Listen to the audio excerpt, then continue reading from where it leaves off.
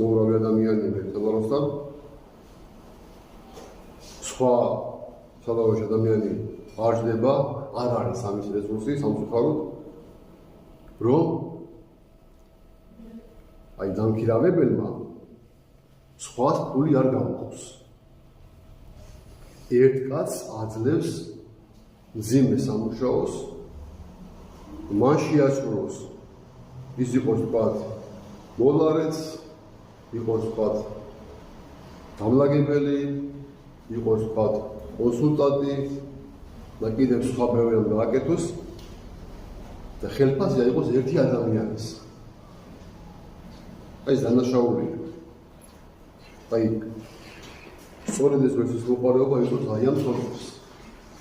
რომ აი ადამიანს წურავენ მაქსიმალურად. მან რაიმე შეღავათი ვერ მიიღოს.